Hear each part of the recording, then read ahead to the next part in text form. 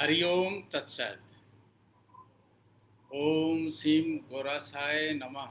ओम शिव गौराछाय नमः। पीठाधीश्वर परम पूज्य योगी आदित्यनाथ जी महाराज के चरणों में नमन करते हुए मैं व्याख्यान आरंभ करने जा रहा हूँ।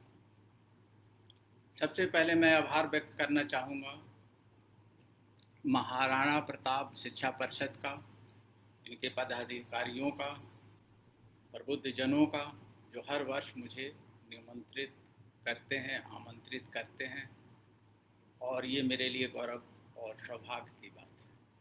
इसके लिए मैं बार बार नमन करता हूँ। आज का विषय है कुंडलिनी जागरण की वैज्ञानिक विवेचना।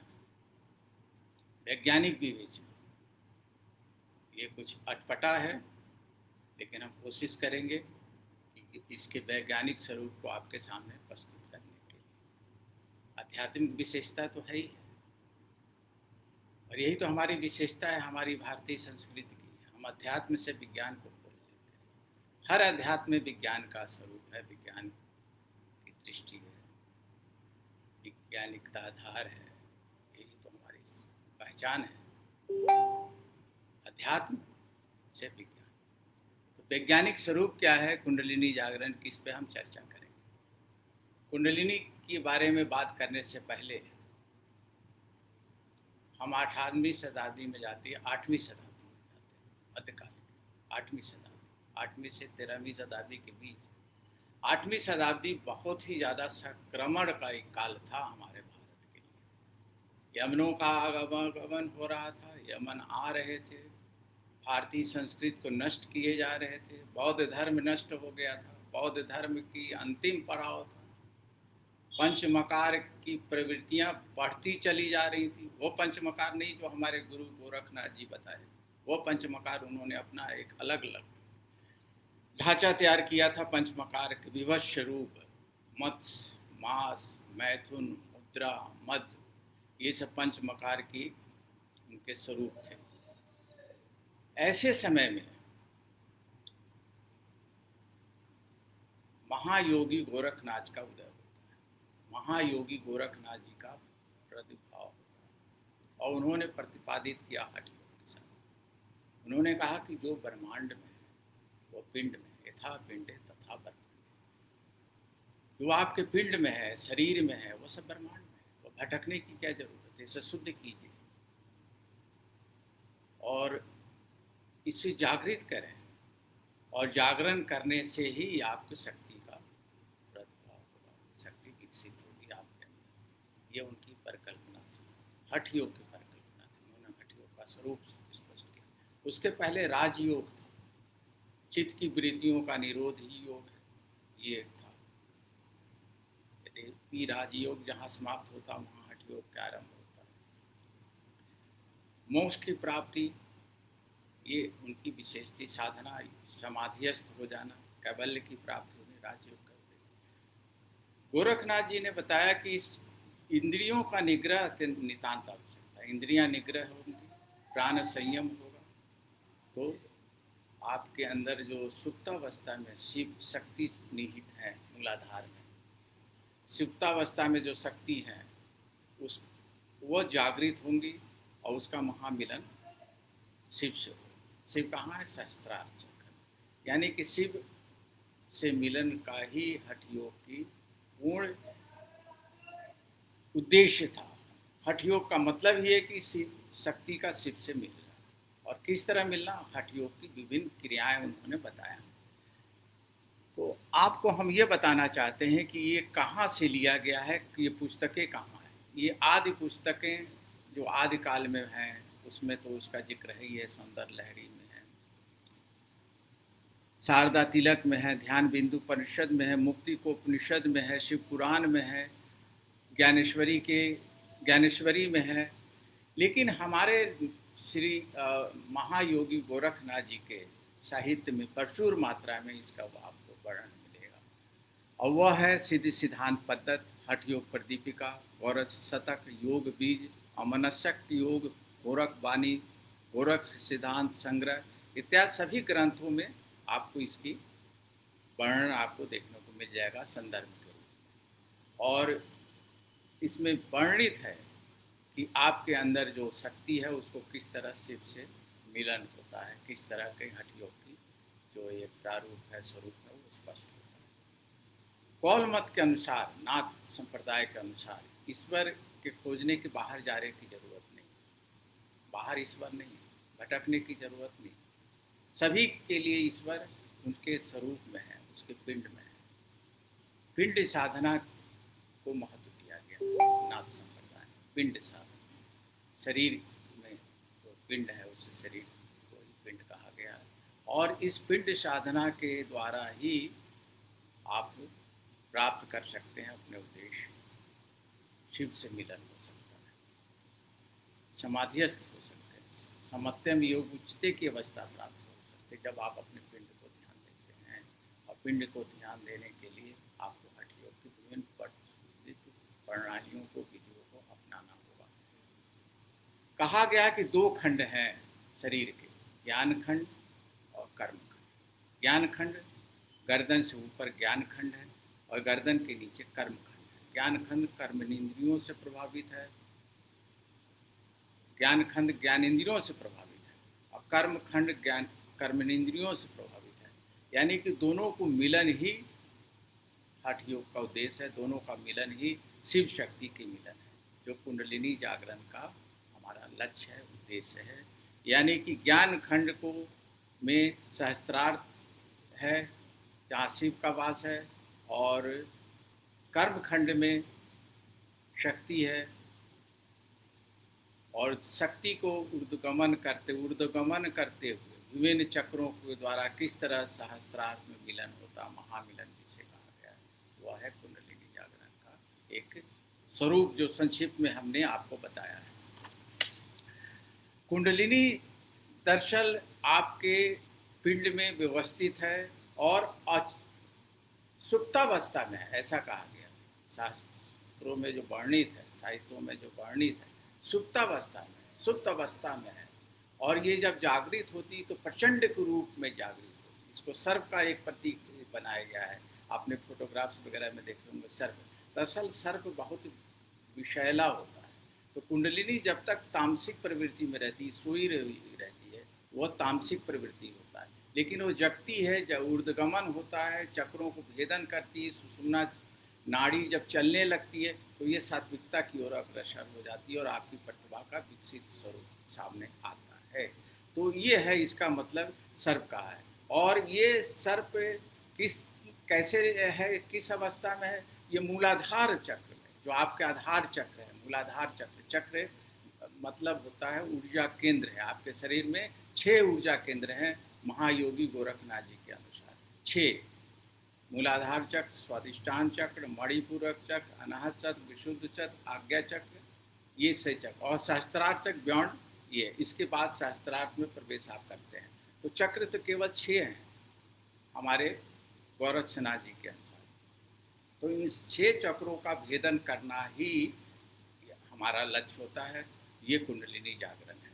तो हम कह रहे थे कि ये 3 और हाफ, 3 वलय में, 3 फेरे में ये लिपटा हुआ है मूलाधार में, सुषुम्ना नाड़ी के नीचे, सुषुम्ना नाड़ी में।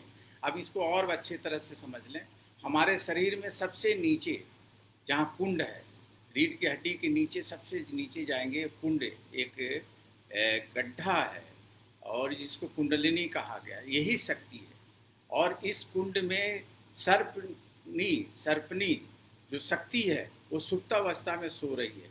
किस रूप में सो रही है? अपने पूंछ को दबाए हुए सो रही है। यानी कि तामसिकता उसके अंदर इतनी तीव्र है, यदि वह अपनी पूंछ को हटा देती है या फुफकार मार के ऊपर बढ़ती है तो हमारे अंदर विस्फोटक स्थिति आ जाता है, तामसिकता आती। इसीलिए कुंडलिनी साधना से पहले शरीर का शोधन, हठ योग करना नितांत आवश्यक माना गया है।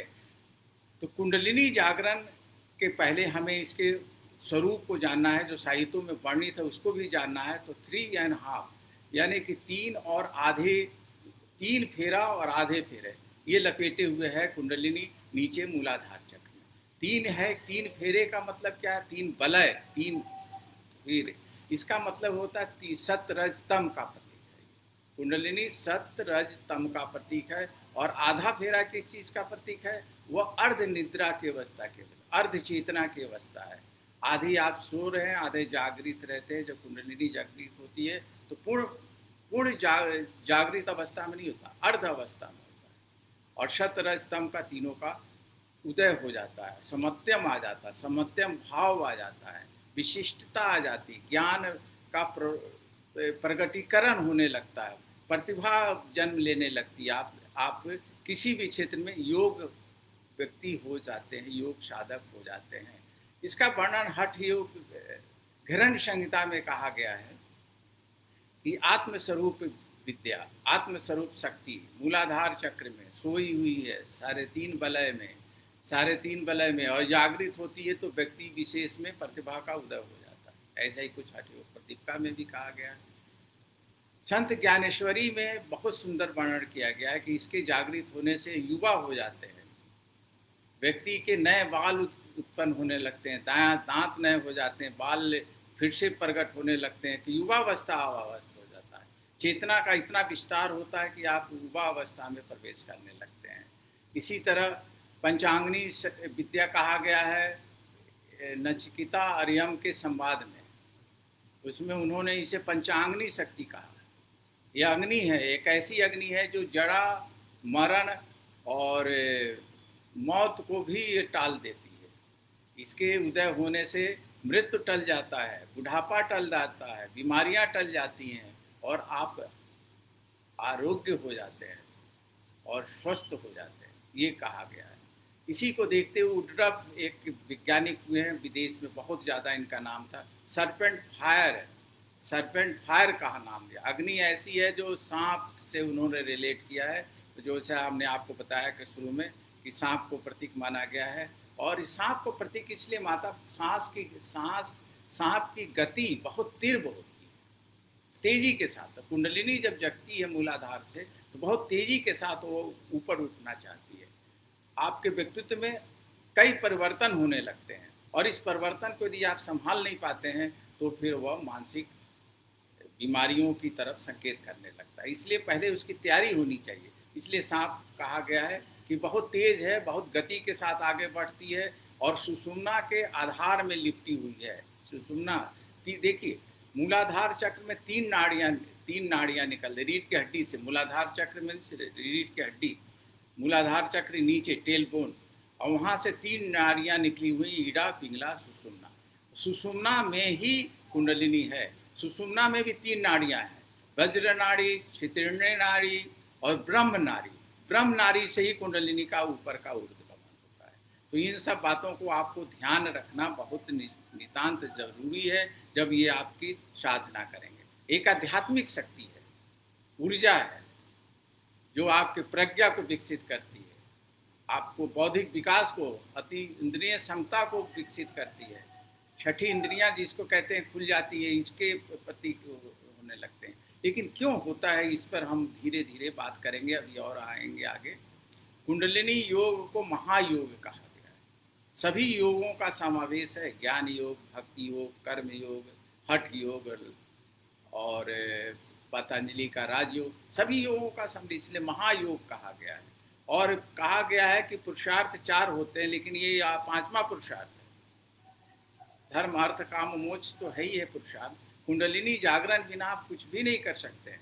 आप जो भी काम करते हैं कुंडलिनी जागरण का परिणाम है। हम यहाँ बोल रहे हैं, आप सुन रहे हैं, कुंडलिनी जागरण का ही कहीं ना कहीं कुंडलिनी किसी न किसी स्टेज पर खुली है, तभी तो हम इसको सक्रिय है। कुंडलिनी का मतलब ही है सकारात्मकता, आध्यात्मिकता, मौलिकता। कुंडलिनी का मतलब है प्रतिभा, ज्ञान, चेतना का पूर्ण विकास होने लगता है।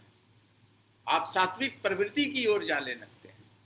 यह है कुंडलिनी का मतलब। अभी हम लोग और धीरे धीरे आगे बढ़ते जाएंगे। कुंडलिनी प्रचंड शक्ति है, किसी ने कहा प्रचंड शक्ति है, ऊर्जा है, और ये ऊर्जा को संभाल पाना बहुत जरूरी है, अन्यथा आप बीमार हो सकते हैं, बीमारी हो सकती है। इसलिए शरीर का शोधन करना नितांत आवश्यकता है। ये कुंडलिनी साधना आप करने जा रहे हैं। शरीर का शोधन कैसे होगा?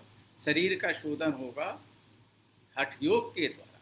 गोरखनाथ जी ने बहुत ही सुंदर वर्णन है। इनकी जो विधि है कुंडलिनी जागरण की, वो सुलभ भी है, सरल भी है, और उसका प्रभाव नितांत जरूर पड़ता है। इसीलिए हमारे गुरु जी स्वामी सत्यानंद जी कहते थे कि यदि कुंडलिनी जागरण की साधना करना तो गोरखनाथ जी के सिद्धांत को अपनाओ। एकाएक किसी के हाथ में मस्तिष्क पे हाथ रख देने से कुंडलिनी जागृत नहीं हो सकती। यदि हो गई तो हो सकता वो मेंटल पेशेंट हो जाए, क्योंकि ऊर्जा है, गति है, शक्ति है, वो संभाल ना पाए, उसकी तैयारी ना हो। क्योंकि संभालने के लिए बहुत ज़रूरी है नाड़ियों का संतुलन होना, सुषुम्ना स्वर जागरण करना, प्राण को खींचने की क्षमता आना, बंध का ज्ञान होना। कई बातें हैं जो हम लोग अभी देखेंगे, धीरे धीरे बहुत अच्छे ढंग से उसको देखेंगे। योग वासिष्ठ में भी कहा गया है कि एक ऐसी विद्या है जो ज्ञानी और सिद्धि बना देता है। कुंडलिनी ज्ञानी और सिद्धि पर की तरफ आपको बनाता ही है, निर्माण करता ही है। नर से नारायण बनने की प्रवृत्ति है, बहुत बड़ी बात है। नर से नारायण बनने की, भगवान का स्वरूप इतनी आध्यात्मिकता आ जाती है, सात्विकता आ जाती है, शिवत्व का भाव आ जाता है। कुंडलिनी, एक बात और बता दें आपको, कुंडलिनी का मतलब यह नहीं कि हमारी शक्ति कोई बाहर के अदृश्य शक्ति है, जादू टोना की बातें। ऐसा लगता है कि कुछ हम जादू टोना की बातें करें, आपके अंदर निहित है। गोरखनाथ जी कहते हैं वो आपके अंदर निहित है। जिसको शक्ति आप कह रहे हैं वो ऊर्जा है, वो आपकी प्रतिभा है, वो आपका ज्ञान है, सुप्त अवस्था में रहता है। और हम सभी लोग, साइकोलॉजिस्ट भी कहते हैं कि 90% प्रतिभाएं दमित रहती हैं, दमित रहती हैं, वो प्रगति नहीं होती। जैसा आया वैसे ही चला गया। लेकिन जब उसको प्रकट करने लगते हैं तो वो बाहर निकलने लगती है। जब बाहर निकलते हैं तो उसका प्रकट होता है, चैनल होता है, प्रभाव नाड़ियों के द्वारा ऊर्ध्वगमन होता है, स्टेप बाय स्टेप, धीरे धीरे धीरे। इसलिए क्रमिक विकास होता है व्यक्तित्व का। और विकास होते होते शिवत्व की भाव, शिवत्व की चेतना, शिवत्व के रूप स्वरूप का ज्ञान, स्वरूप का सभी आपके अंदर प्रकट होने लगते हैं। और विश्व के कल्याण के लिए आप सोचने लगते हैं, कल्याणकारी हो जाते हैं। आप अपने लिए नहीं सोचते हैं, व्यक्ति से समष्टि की ओर चले जाते हैं। ये कुंडलिनी का मतलब होता है, व्यक्ति से समष्टि की तरफ। आप व्यक्ति विशेष नहीं होते, एक परिवार के लिए नहीं होते, एक समाज के लिए नहीं होते, आप तो सभी पूरे ब्रह्मांड, पूरी सृष्टि आपका है। जब आप योगी बनते हैं, सन्यासी बनते हैं, तो क्या एक परिवार के लिए होते हैं? सभी के लिए। और ये कुंडलिनी जागरण का ही प्रतीक है। कुंडलिनी जागरण ही है जिसे हमें आपको समझना पड़ेगा। शक्ति बहुत सुप्त अवस्था में रहती और साधारण दिखाई देने वाला व्यक्ति असाधारण दिखाई देने लगता है कुंडलिनी जागरण पर, और प्रतिभावान हो जाता है। इसी का नाम कुंडलिनी है। कठोपनिषद में पंचांगनी कहा गया है, और इसके जागृत होने से बुढ़ापा, मृत्यु टल जाती है। ये हम आपको बता चुके हैं। अब कुंडलिनी शक्ति का स्थान कहाँ है ये समझ लें। अब आप मोटे तौर पे समझ गए होंगे कुंडलिनी क्या है। शक्ति है, ऊर्जा है, जो आपके पिंड में व्यवस्थित है, बाहर नहीं है। कुछ ऐसा नहीं कि आप साधना करें तो बाहर से शक्ति आ जाएगी, कोई देवी शक्ति आ जी बाहर से, ऐसा कुछ नहीं है। आपके अंदर है, सुप्त अवस्था में है, मूलाधार में है। वो सुप्त अवस्था में है और निद्रा में है, तामसिक रूप में है। और जब जगेगी तो उसका प्रगटीकरण आपके व्यवहार में होगा, आपके विचार में होगा, आपकी इच्छाओं में होगा, आपके कार्य जो करेंगे, कल्याण विश्वव्यापी कार्य जो करेंगे, उसमें प्रगट होने लगेगा कि ये व्यक्ति अरे हॉस्पिटल बना दिया, शिक्षण केंद्र बना दिया। महाराणा शिक्षा परिषद जो कार्य हो रहा है कि समान व्यक्ति कर सकता है ऐसा काम, वह महायोगी दिग्विजयनाथ जैसे व्यक्ति कर सकते हैं। अवेद्यनाथ जी जैसे बहुत विलक्षण प्रतिभा के धनी योगी ही कर सकते हैं। तो कुंडलिनी का मतलब ही होता है कि समाज के लिए आप कुछ करते हैं, अपने लिए नहीं करते, समाज के लिए करते हैं। ये कुंडलिनी का मतलब होता है। अब कुंडलिनी ये आपने जान लिया सुप्त अवस्था में रहता है, और जागृत होती तो आप प्रतिभावान होते हैं, ज्ञानवान हो जाते हैं। कितने फेरे लिए हुए वो शास्त्रों में लिखा हुआ, ये अभी आपने कहा 3-3.5 फेरे में लिपटा हुआ है। ये 3.5 का मतलब है सत रज तम आधे का मतलब अर्ध चेतना का। जब कुंडली जागृत होती तो व्यक्ति को पूर्ण जागृत नहीं होता, उसको देखने से, बातचीत करने से, दर्शन करने से ही आपको तृप्ति मिलेगी, आपको मोक्ष मिलेगा, आपको आनंद की प्राप्ति होगी। ये चेतना का विस्तार इतनी ज़्यादा हो जाता है, इतना वो प्रकाशमय हो जाता है, जहाँ पहुँचता है वहीं वह तीर्थ स्थल बन जाता है।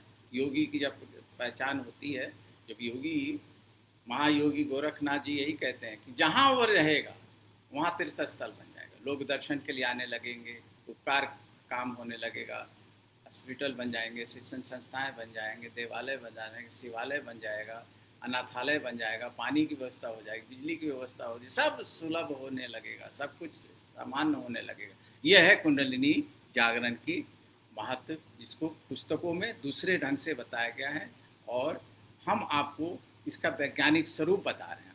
अब कुंडलिनी शक्ति का स्थान कहाँ है, ये आपने तो इतना सुन लिया।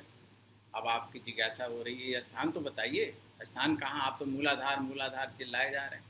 मूलाधार है क्या?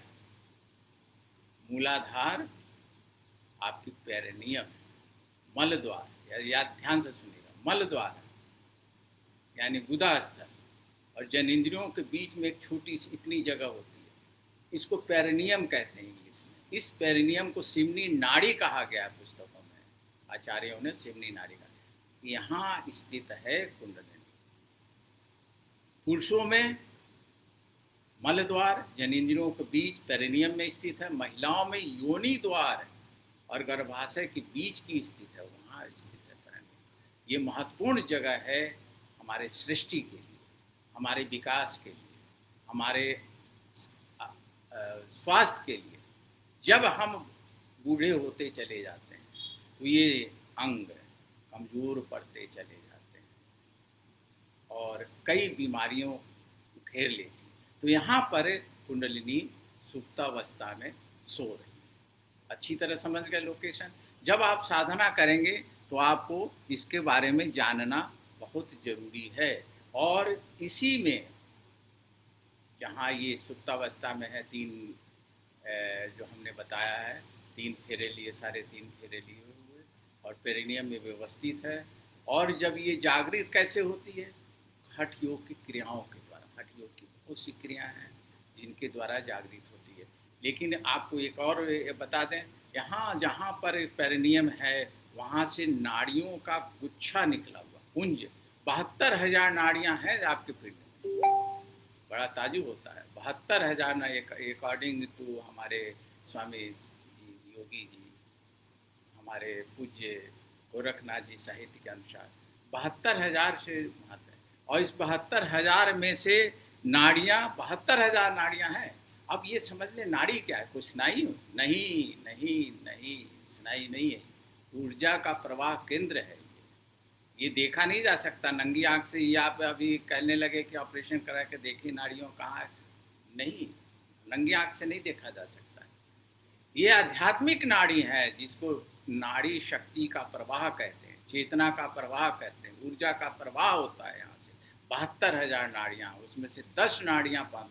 आप जितने भी क्रियाकलाप करते हैं इस नाड़ियों के प्रवाह के वजह से। यदि अवरुद्ध हो जाए तो आप बीमार हो जाते हैं, धराशायी हो जाते हैं, कमज़ोर हो जाते हैं, बूढ़े होने लगते हैं। यदि ये सबल रहे, सशक्त रहे तो आप बूढ़े नहीं हो सकते हैं, जवान बने रहेंगे और समाज के लिए कुछ न कुछ देते रहेंगे, जैसे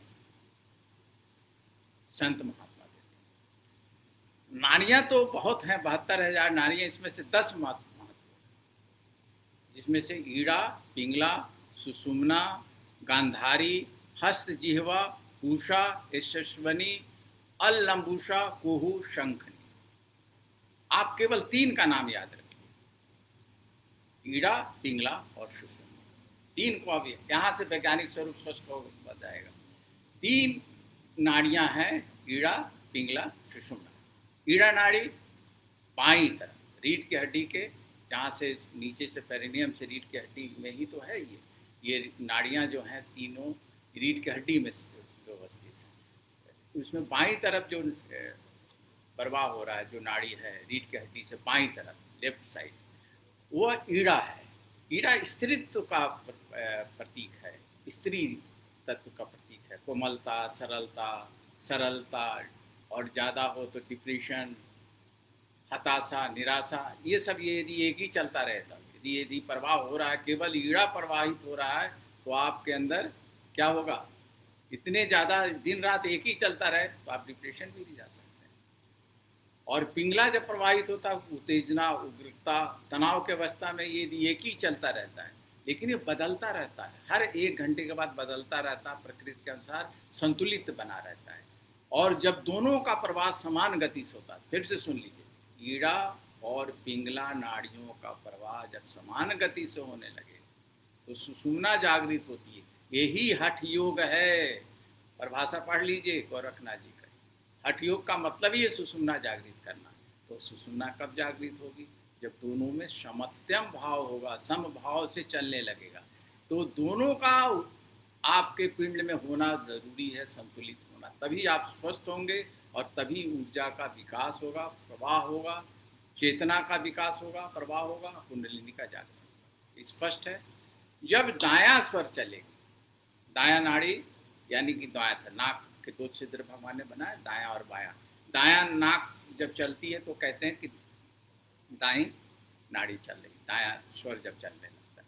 दायां नाड़ी जब चलती है, दायां स्वर जब चलता है, तो मस्तिष्क का बायां भाग एक्टिवेट होता है। ऐसे ये चलता है, ये यहाँ यहाँ से उल्टा चलता है, क्रॉस ऐसे है।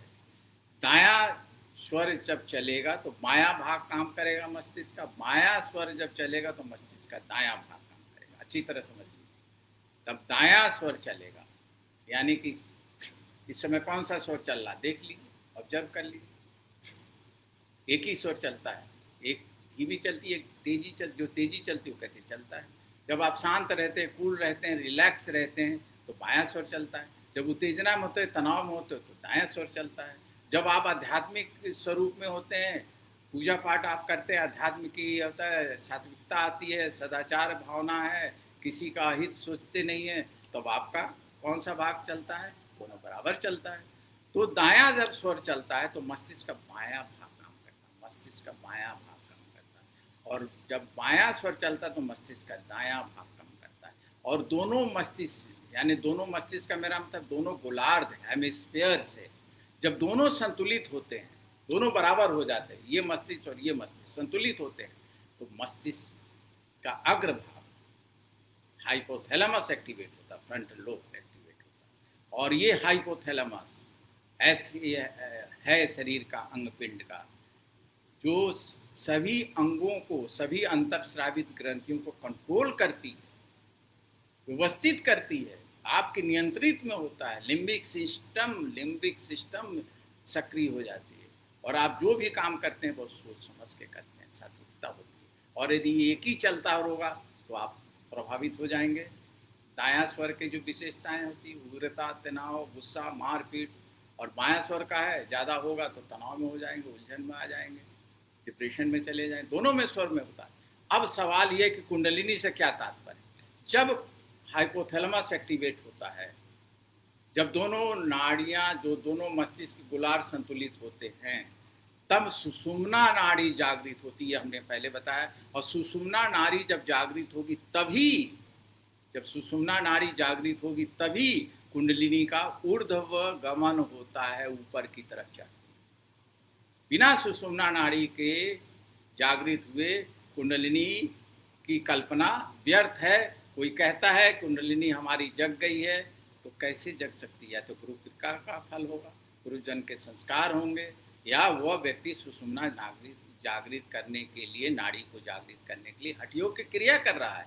इसलिए जो व्यक्ति हठयोग की क्रिया करता है, षटकर्म करता है, आसन, प्राणायाम, मुद्रा, बंद वगैरह करते हैं, और भी क्रियाएं हैं हठयोग की जो है, अजप करता है, नाद अनुसंधान की क्रिया करते हैं, तो उनकी कुंडलिनी धीरे धीरे जागृत होने लगती है। इसको ये कहे कुंडलिनी जागृत शब्द एकाएक नहीं कहा जाएगा, सुषुम्ना जागृत होने लगती है, समत्यम भाव आने लगता है, व्यक्तित्व में समत्यम योग उच्चते का भाव आने लगता है, सदाचार बन जाते हैं, वो द्वंद्व खत्म हो जाता है। सर्दी गर्मी उनको लगता ही नहीं है, न सर्दी न गर्मी, न अपमान न सम्मान, कोई प्रभाव नहीं पड़ता है, वो समत्यम योग उच्चते वाली स्थिति में स्थित प्रज्ञ हो जाते हैं।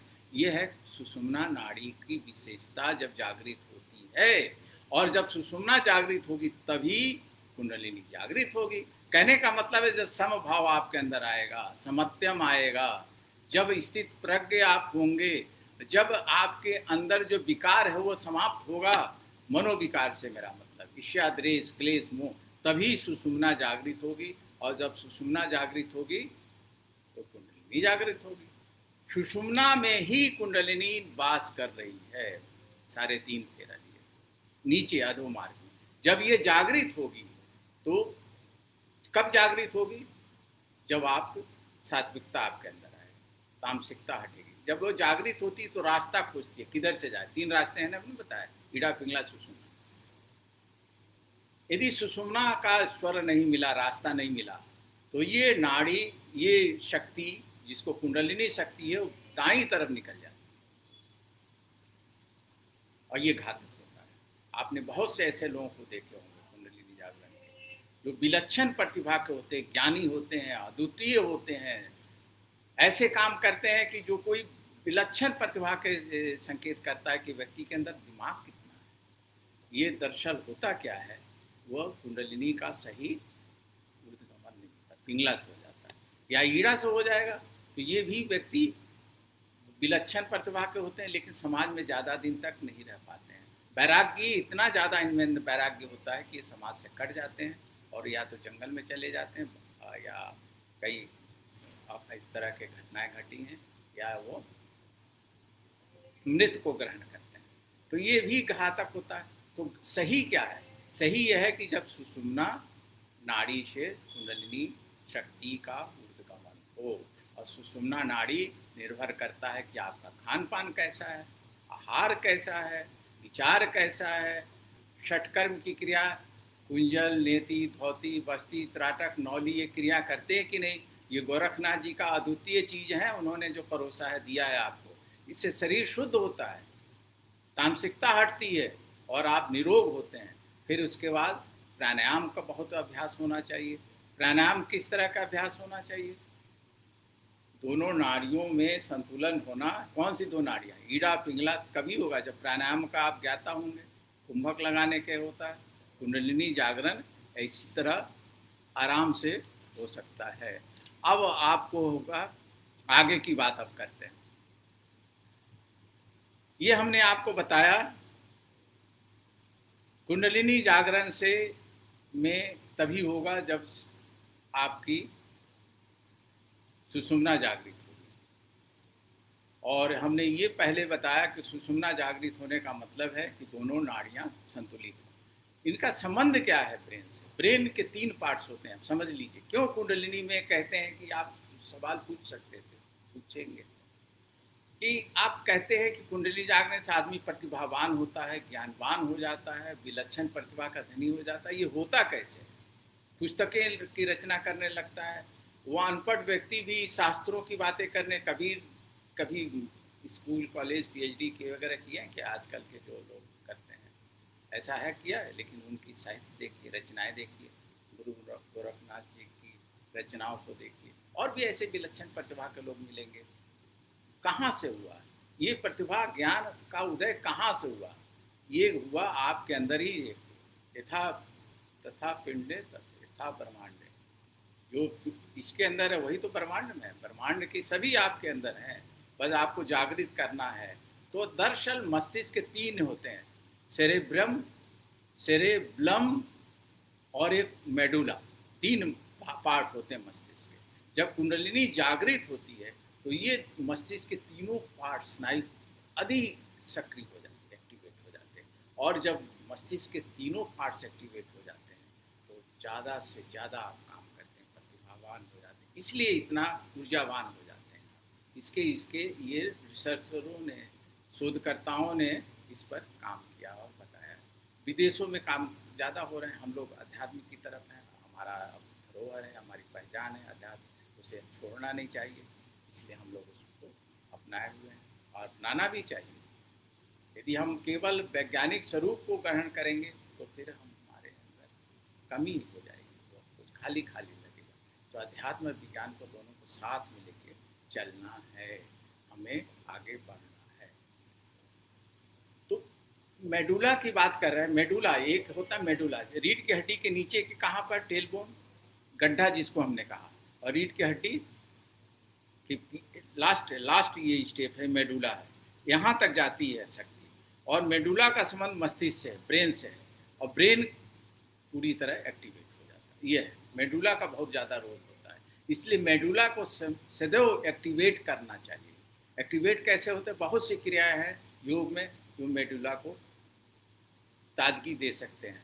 और मेडुला का संबंध हृदय से है, हृदय के रेट्स को भी कंट्रोल करता है, हृदय को तेजी को भी कंट्रोल करता है, ब्लड प्रेशर को भी नॉर्मल करता है। मेडुला पर जब दबाव पड़ता है विशेष क्रियाओं के द्वारा, और वो क्रियाएं भुजंगासन, मकर आसन, बहुत से ऐसी क्रियाएं जो पीछे करके गर्दन से लेते मेडुला पर प्रभाव पड़ता है। योग शास्त्र अपने आप में पूरा विज्ञान है और पूरी तनाव। अब सवाल ये है, कुंडलिनी का पथ क्या है?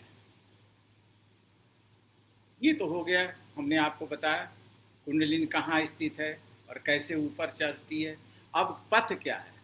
अभी बात आया, पथ क्या है बताइए। पथ है, रास्ता क्या है? सुषुम्ना स्वर ही, सुषुम्ना नाड़ी द्वारा ही जा सकती है। सही ढंग से यदि कुंडलिनी जागरण करना है, आप सुरक्षित रहना चाहते हैं, साधना करना चाहते हैं, तो कुंडलिनी की साधना के लिए पहले सुषुम्ना जो स्वर को जागृत करें, सुषुम्ना नाड़ी को जागृत करें। और इस सुषुम्ना नाड़ी में ही चक्रों की व्यवस्था है, चक्र व्यवस्थित है। सुषुम्ना नाड़ी में सबसे नीचे मूलाधार चक्र है, उसके बाद कौन सा चक्र है? स्वादिष्ठान चक्र है, मणिपूरक चक्र है, अनाहत चक्र है, विशुद्ध चक्र है, आज्ञा चक्र, ये चक्र है। अब हम इन चक्रों को बारे में, एक चीज़ और है, इन चक्रों को जब आप खोलते हैं तो उसके साथ ग्रंथियां हैं। सुषुम्ना में बहुत कई चीज़ें हैं, ब्रह्म ग्रंथियां, विष्णु ग्रंथियां और रुद्र ग्रंथियां, 3 ग्रंथियां हैं। ग्रंथियों का क्या मतलब? कॉम्प्लेक्स, जटिलता। वो आपके अंदर संस्कार हैं जो वर्षों के दमित हैं, उसको भी तो दूर करना है। तो ब्रह्म ग्रंथियां खुलती है सबसे मूलाधार चक्र में। जब कुंडलिनी जागृत होती है उसके पहले ब्रह्म ग्रंथि खुलना जरूरी है, तभी वो विस्फोट होगी। कुंडलिनी की शक्ति ऊपर की तरफ ऊर्ध्वगामी होगी, तो ब्रह्म ग्रंथि खुलना पहला जरूरी है। फिर उसके बाद मणिपूरक जाने पर, जब दूसरे चक्र के बाद तीसरे चक्र, मणिपूरक में ब्रह्म विष्णु ग्रंथि है, कल्याणकारी, परोपकारी, सेवा भाव। और तीसरे में विश्व की कल्याण की बातें जब होती है, और जब वो कठोरता अपनाते हैं या गलत आप काम करते हैं तो आपको सजा भी मिलती है, प्रकृति सजा भी आपको देती है, तो वह रुद्र ग्रंथि है। ये है, तो तीनों ग्रंथियों का भेदन होता है। इसलिए कहते हैं कि कुंडलिनी जागरण से पहले तीनों ग्रंथियों का भेदन जरूरी है। ये स्वतः हो जाता है जब आप साधना आप करते हैं, हठ योग को अपनाते हैं। अब हम एक एक चक्रों को लेंगे और फिर आगे बढ़ते जाएंगे। अभी वक्त है मेरे पास, बहुत वक्त है, आराम से आप सब प्रश्न भी तैयार करते रहिए। कुंडलिनी शक्ति मूलाधार में है, सुप्तावस्था में है, सो रही है। जब ये जागृत होती तो वो तेजी के साथ ऊपर की तरफ बढ़ती है, रास्ता खोजती है। मूलाधार में 3 रास्ते उसको दिखाई देते हैं, एक पिंगला नाड़ी, दूसरा है ईड़ा नाड़ी और तीसरा सुषुम्ना नाड़ी। जो रास्ता मिलता वो आप आगे बढ़ती है। यदि तामसिक प्रवृत्ति यदि किसी की तरह है तो जग नहीं सकती, यदि जग गई किसी भी तरह और रास्ता नहीं मिला तो पिंगला की तरफ बढ़ जाएगी, ईड़ा की तरफ बढ़ जाएगी। सुषुम्ना की तरफ यदि बढ़ती है तो आप सुरक्षित रहेंगे, आध्यात्मिक रहेंगे और सही विकास होगा, ये होगा। तो मूलाधार चक्र की जब जागृत होगी तो क्या विशेषता है? एक बात और, इसके पहले हम बता दें तो दिमाग से उतर जाएगा। कुंडलिनी साधना के पहले आपको कौन सा चक्र पहले जागृत करना है, इस पर बहुत ज़्यादा ध्यान देना चाहिए। और ये हमारे गुरुदेव सत्यानंद जी कहते थे, स्वामी सत्यानंद जी महाराज इस पर बहुत जोर देते थे कि एकाएक मूलाधार चक्र को नहीं जागृत करना चाहिए। मूलाधार चक्र अचेतन मन है, वर्षों के संस्कार दमित है। अचेतन मन, वर्षों के संस्कार दमित हैं, और वो संस्कार, इच्छाएं, आकांक्षाएं, भावनाएं सभी दमित हैं, सुप्तावस्था में दमित हैं। जब ये जागृत होती तो विस्फोटक इसीलिए कहा गया है। बहुत तेजी के साथ वो बढ़ती है और वो आपके अंदर तामसिकता आ जाने लगती है, काम भाव आने लगता है, विकार उत्पन्न होने लगता है और व्यक्ति विशेष पागलों की स्थिति हो जाती है, मानसिक रोगी की तरह व्यवहार करने लगता है। तो इसके लिए आपको बहुत जरूरी है कि सबसे पहले मूलाधार को जागृत करना है। सबसे पहले आज्ञा चक्र को जागृत करना है। ये चक्र है आज्ञा चक्र, ये प्रज्ञा का चक्र है, अंतर्दृष्टि का चक्र है, मौलिकता का चक्र है और चेतना का चक्र है, मन के कंट्रोल करने का चक्र है। जब आज्ञा चक्र जागृत होगी तो मन आपका कंट्रोल होगा, आप गलत काम करेंगे ही नहीं, अंतर्द्वंद आपके अंदर होगा नहीं, संशय होगा ही नहीं और सबसे अतुल इंद्रिय क्षमता विकसित हो जाएगी। आगे क्या होगा इसका आभास होने लगेगा कि हम गलत करेंगे तो ये होगा और इसका दुष्परिणाम होगा, ये सब बातें आने लगेंगी। अंतर और एक कॉन्फ्लिक्ट जो द्वंद्व वाली स्थिति होगी ये भी समाप्त हो जाता है, एकदम साफ उत्तर दिखाई देने लगता है। आज्ञा चक्र जागृत होती है। आप कहेंगे कि साहब ये आज्ञा चक्र क्या कोई जादू है यहाँ पर, कोई ऐसा नहीं है। आज्ञा चक्र असल पिनियल ग्लैंड्स है, पिनियल ग्लैंड्स। वो पिनियल ग्लैंड्स बौद्धिक कुशलता का, इस पर विज्ञान ने बहुत खोज किया है और बौद्धिक कुशलता का केंद्र है और ये ग्लैंड जब एक्टिवेट होता है तो आपके अंदर ये क्षमता आने लगती है। और इसलिए कुंडलिनी साधना की तैयारी करने से पहले, कुंडलिनी शक्ति को जागृत करने से पहले तैयारी बहुत जरूरी, बहुत ज़्यादा तैयारी है। और आपको आज्ञा चक्र को जागृत करना, तब मूलाधार को टच करेंगे। तो आज्ञा चक्र को जागृत करने से हो गया क्या, मूलाधार में चक्र के जागृत होने से जो काम भाव आएगा, विकार आएगा, उसको संभालने की शक्ति किसमें होगी, आज्ञा चक्र वो संभाल लेगा। नहीं तो आप भाग जाएंगे, भटक जाएंगे। और कैसे भटकेंगे बहकेंगे वो आप समाज में देख रहे हैं। तो इन सब बातों को ध्यान रखना कुंडलिनी जागरण में ये भी एक कष्ट होता है। अब कुंडलिनी शक्ति, एक चीज और बहुत याद आया हमें, अधो शक्ति, मध्य शक्ति, ऊर्ध्व शक्ति। ये गोरखनाथ जी का है। कुंडलिनी 3 रूपों में व्यक्त होता है। अधो शक्ति मूलाधार चक्र, मध्य शक्ति मणिपूरक चक्र और ऊर्ध्व शक्ति आज्ञा चक्र। ये 3 शक्तियों का उदय होता है। अलग अलग इसकी विशेषता है, उसको हम बात करते हैं।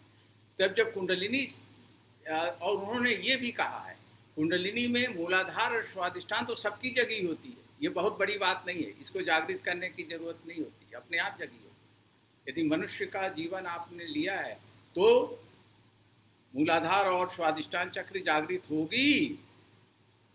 और इसलिए सही कुंडलिनी की यात्रा मणिपूरक चक्र से शुरू होती है, जहाँ पान वायु प्राण वायु का मिलन होता है, प्राण वायु और पान वायु का मिलन होता है। आपके अंदर अस्तित्व का भाव होता है, अस्तित्व का भाव होता है। आप परिशिष्ट करते हैं समाज में, हम भी कुछ हैं, और आपकी जो ज्ञान है, प्रतिभा है, वह समाज के लिए उपयोगी होने लगता है। ये भाव उत्पन्न होती है। यहाँ से कुंडलिनी का जागरण शुरू होता है। लेकिन 2 चक्र का सभी अन्य साहित्यों में लिखा है कि 2, उसका भी हम वर्णन करना चाहेंगे, मूलाधार चक्र और स्वादिष्ठान चक्र। गोरखनाथ जी कहते हैं कि नहीं, ये 2 चक्रों स्वतः सबकी जागृत है। गोरखनाथ जी का ये विचार है। लेकिन मूलाधार चक्र में है क्या है, मूलाधार चक्र जब जागृत होते हैं तो समाज में आप अपने को स्थिरता के लिए, अपने को पहचान बनाने के लिए अच्छे मकान बनाते हैं, शादी करते हैं, बच्चे पैदा करते हैं, समाज में लोकप्रिय हो, इसके लिए कुछ इस तरह के क्रियाकलाप करते हैं। यानी कि अपने अस्तित्व को बनाए रखने के लिए समाज में जो कार्य करते हैं वो किसकी वजह से होता है, मूलाधार चक्र की वजह से ही होता है। और कुछ व्यक्ति में ये भी नहीं होता है, जैसे आए वैसे चले गए, तो इसका मतलब वो चक्र जागृत नहीं है। लेकिन जब आप आसन प्राणायाम मुद्रा बन तो अपने रिस्पॉन्सिबिलिटी, अपने उत्तरदायित्व का भान होने लगता है। मूलाधार का मतलब अपने उत्तरदायित्व, आप समाज में आए हैं, देश में आए हैं, आप जन्म लिया है, तो आपका क्या उत्तरदायित्व है, ये भान उत्पन्न होने लगता है मूलाधार चक्र पर। स्वादिष्ठान में क्या होता है, स्वादिष्ठान में सृजन करने लगते हैं, नयापन कुछ देना चाहते हैं। आप तो आए हैं, मकान बना लिया, आप चाहेंगे कुछ नया मकान बने, हमसे सबसे अलग हो, हमारा कुछ साहित्य लिखें तो कुछ नया ही हो। एक चीज़ और है, मूलाधार में कुछ लेखकों ने लिखा है, आचार्यों ने लिखा है कि मूलाधार चक्र जागृत होती है तो बोलने की क्षमता आ जाती है, लेखन की क्षमता आ जाती है, आप अच्छे टीचर्स होने लगते हैं, काम भाव का सब्लिमेशन होता है, काम भाव का सब्लिमेट होने लगता है।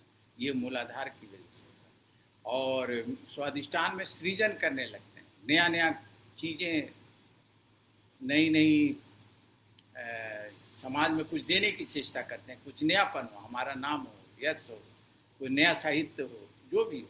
तो ये किसकी वजह से होता है? स्वादिष्टान चक्र की वजह से। और मूलाधार चक्र की बीज मंत्र, अच्छा, हर चक्र में बीज मंत्र है और उसके पंखुड़ियों का संग बताया गया। किताबों में आचार्यों ने लिखा है, साहित्यों में लिखा, आज पुस्तकों में है, हमारे गोरखनाथ जी के भी साहित्यों में है। ये पंखुड़ियाँ होती, मूलाधार में 4 पंखुड़ियाँ होती हैं, 4 देवियाँ होती हैं इसकी, और सभी के बीज मंत्र होते हैं। और इसका मूल बीज मंत्र है लम लम लम। मूलाधार का जब ये उच्चारण करते हैं तो मूलाधार में वेदना उत्पन्न होने लगती है, वाइब्रेशन होने लगता है।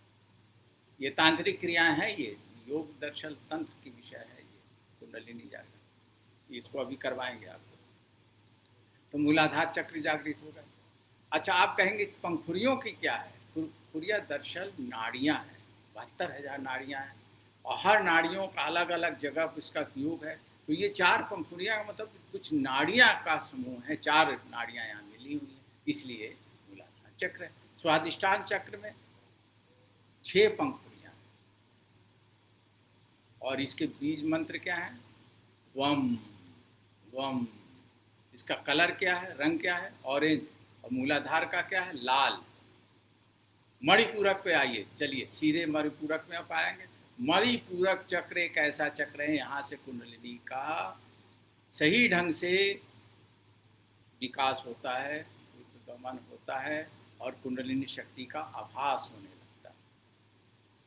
भूख पर नियंत्रित हो जाता है, अपान वायु प्राण में मिल जाता है, समाधि की अवस्था आ जाती है और आपके अंदर कुंडलिनी का सही, यहाँ के बाद कुंडलिनी नीचे नहीं जा पाती। यदि मणिपूरक, गोरक्षनाथ जी के साहित्य में लिखा हुआ है, यदि यहाँ के बाद नीचे नहीं जा पाती, यदि यहाँ आपने रोक लिया मणिपूरक चक्र को, यदि कंट्रोल में कर लिया तो फिर अधोगमन नहीं होगा, नहीं तो अधगमन हो जाता है। स्वादिष्टान मणि फिर भी कुंडली लौट आती है, आप संसारिक हो जाते हैं, सब भूल जाते हैं, आपके अंदर चेतना का विकास होता रहा, अध्यात्म की तरफ आप बढ़ते हैं, समाज में नाम होने लगता है। कुछ दिनों को मालूम हुआ कह रहे वो तो सब खत्म हो गया उनका, तो ये लौट आता है। और इसकी बड़ी सुंदर विवरण उन्होंने, हमारे गुरुजनों ने दिया है कि जरा बच्चा सो रहा है और बच्चा सोते समय आपने सुबह उसको जगाते हैं, वो जागता है, उठ के बैठ जाता है, फिर सो जाता है, तो ऐसे ही स्थिति होती है कुंडली। इस साहित्य में स्वामी सत्यानंद जी साहित्य में ये बहुत अच्छा कई एग्जाम्पल है, आप पढ़ सकते हैं। तो मणिपूरक चक्र के बाद अनाहत चक्र। अनाहत क्या होता है? हृदय, प्रेम, दया, करुणा, ममता, ये भाव उत्पन्न योगी में हो जाता है। यहाँ से योगी सबका हो जाता है, एक का नहीं रहता, पूरे संसार का हो जाता है, व्यक्ति विशेष का नहीं होता है, व्यक्ति समाज का नहीं होता, समरसता का भाव यहाँ उत्पन्न हो जाता है। सब बराबर हैं, सबके हृदय में आत्मा निवास कर रही है और हम सब एक हैं, ये भाव अनाहत चक्र की वजह से होता है। इसके पंखुड़ियाँ भी हैं, कितनी? 10 हैं। और कलर क्या है? हरा रंग का है। ये पंखुड़ियों से मेरा मतलब ये है कि पुस्तकों में तो लिखा हुआ कि कमल दल के हैं, लेकिन दरअसल ये नाड़ियाँ हैं जो उसी कमल का प्रतीक के रूप में। उसके बाद अनाहत चक्र का विशुद्ध चक्र, 12 पंखुड़ियाँ हैं, हरे नीले रंग का है और इसके बीज मंत्र हैं। अभी बीज मंत्र क्या है? लम वम रम यम हम, इसका बीज मंत्र हम है और इसका बीज मंत्र ओम। इसके 2 पंखुड़ियाँ हैं और यही चेतना का पूरा विस्तार, शक्ति यहाँ जाकर रुक जाती है। अब ये जो आपको हमने अभ्यास कराया है, बताया है, वो धीरे धीरे ऊपर चढ़ती गई, एक एक चक्रों को भेदन करते हुए आज्ञा चक्र में समाहित हो गई। आज्ञा चक्र में समाहित हो गए, आप स्थित प्रज्ञ हो गए, समाधि लग गई और ऊपर शास्त्रार्थ में प्रवेश हो गए और आप अपने महामिलन हो गए अपने प्रिय से। वो प्रिय कौन है? परमात्मा है। आत्मा का परमात्मा का मिलन हो गया, शिव का, शक्ति का शिव से मिलन हो गया, दिव्यज्ञ हो गया, दिव्य स्वरूप आपका हो गया। यही तो है। अब हम लोग एक बार इसको फिर से कर लेते हैं, मंत्रों का, बीज मंत्र का बहुत जरूरी है। आंखें बंद कर लीजिए, सभी लोग जो लोग करना चाहें आंखें बंद कर लीजिए। और एक एक चक्र पे ध्यान देंगे। सबसे नीचे है मूलाधार, जो कि मल द्वार जनेंद्रियों के बीच में है। दूसरा है जेनिटल ऑर्गन्स, जनेंद्रियों के रूट में है, जिसको आप स्वादिष्टान चक्र कहते हैं। मणिपूरक चक्र नाभि स्थल के है। हार्ट हृदय में, अनाहत चक्र है, विशुद्ध कंठ में है, और आज्ञा दोनों पाँव के बीच में। ये लोकेशन हमने बता दिया ताकि आपको दिक्कत ना हो। अब उसको आपको वाइब्रेट करना है। वाइब्रेशन कैसे करना है, वाइब्रेशन कैसे करना है? जब हम लम बोलेंगे तो आप मूलाधार में संकुचन प्रसारण की अनुभूति होगी। फिर उसके बाद आगे बम होंगे, बम बोलेंगे तो जनेंद्रियों के मूल में होगी, वह क्षेत्र स्पंदित होगा। मणिपूरक चक्र में नाभि स्थल स्पंदित होगा। चलिए, लम वम रम यम हम ओम। लम वम रम यम हम ओम। इस तरह 10-15 मिनट तक करने से जो आपकी ऊर्जा का ऊर्ध्वगमन होगा, इसको कल्पना नहीं किया जा सकता है शब्दों में। ये हमने एक संकेत दिया ताकि आप घर पे करें, मन शांत होगा, स्थिर होगा। और चक्रों का भेदन इस तरह एक एक करके आपने कर लिया।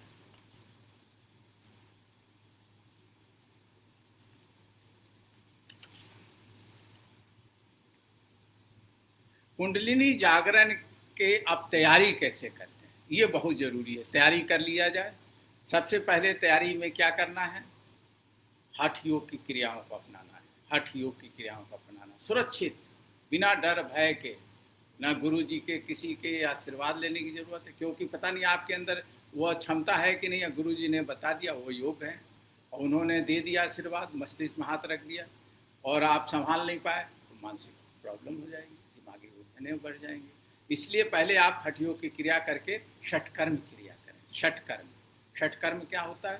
धौती, बस्ती, त्राटक, धौती, नेति, बस्ती, त्राटक, नौली, कपालभाति।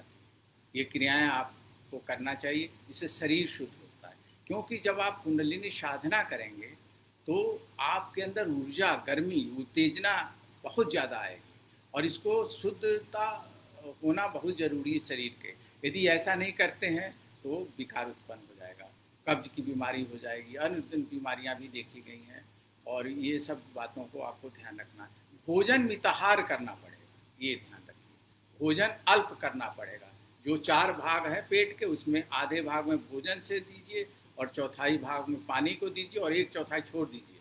यदि आप साधना कर रहे हैं तब सुरक्षित रहेंगे, अन्यथा पेट की बीमारी होती, गर्मी होती है, उत्तेजना होती है। इसलिए ज़्यादातर जो लोग नहीं जानते और साधना में रत हो जाते हैं, बवासीर वगैरह की प्रॉब्लम हो जाती है। हमने जो देखा है, पेट की प्रॉब्लम हो जाता है। योगी जी आए थे, उनको टीबी हो गया था।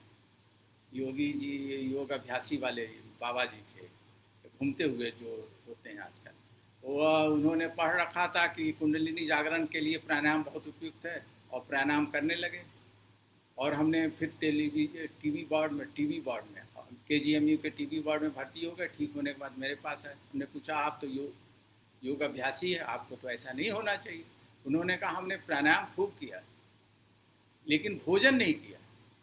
तो बहुत ज़रूरी है फलाहार और उसका दूध का सेवन करना, ये लिखा हुआ, और लेकिन मिताहार करना है। तो इन सब बातों को ध्यान रखेंगे तो आपको कुछ नहीं हुआ।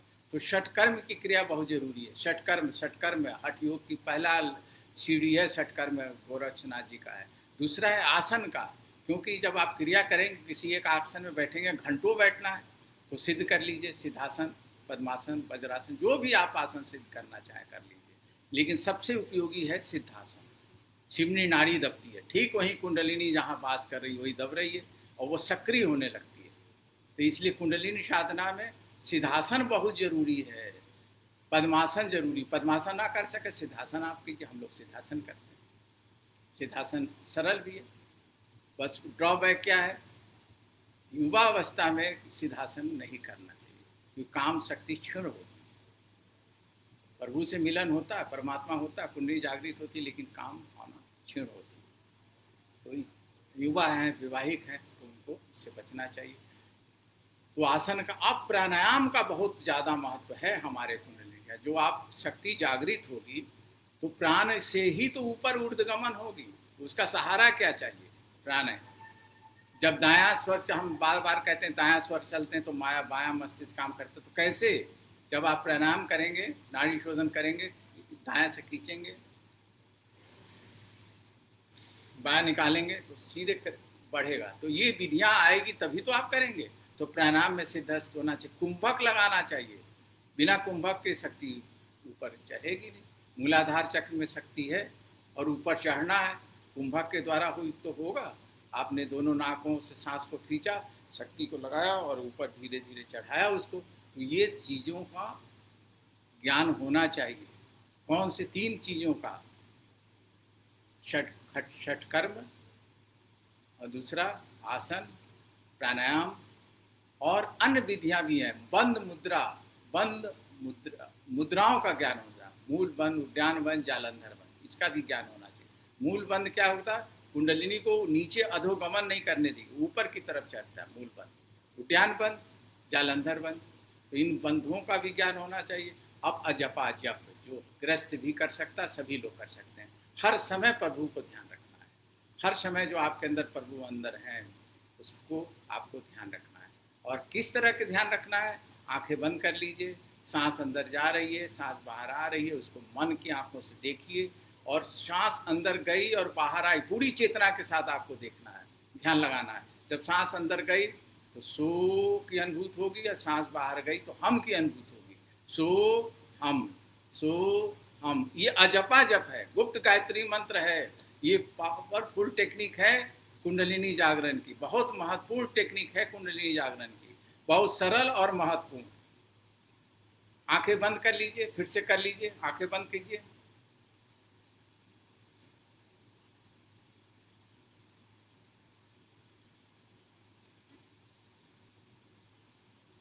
आराम से अंदर जो सांस जा रही है, लेना नहीं है, तेजी से हो जाती है लेकिन आपको लेना नहीं, जैसे चल रही चलने दीजिए। नाक से अंदर जब सांस अंदर जाएगी तो आवाज आएगी सो, और बाहर आएगी तो क्या आवाज आएगी? हम। सो परमात्मा के लिए, हम आत्मा के लिए, सो शिव के लिए, हम शक्ति के लिए। सो हम, सो हम, सो हम, जैसे चल रही है सांस उसको केवल देखना है, मन की आंखों से अनुभूत करनी है। ये अजपा जप है, इसका भी आपको ज्ञान होना चाहिए। अब बीज मंत्र का भी जाप बहुत पावरफुल है, बहुत ही महत्वपूर्ण है, बहुत ही लाभकारी है और जल्दी प्रभाव डालता है। वो अभी आपको हमने कहा, लम वम रम यम हम ओम, फिर ऊपर से करते हैं।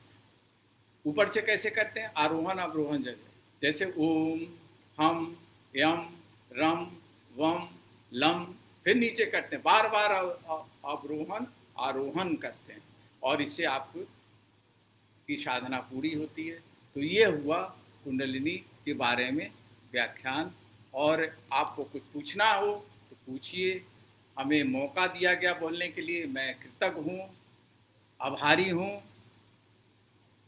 प्रबुद्ध जनों का बहुत अच्छा व्यवस्था करते हैं, तैयारी करते हैं और हर साल बुलाते हैं।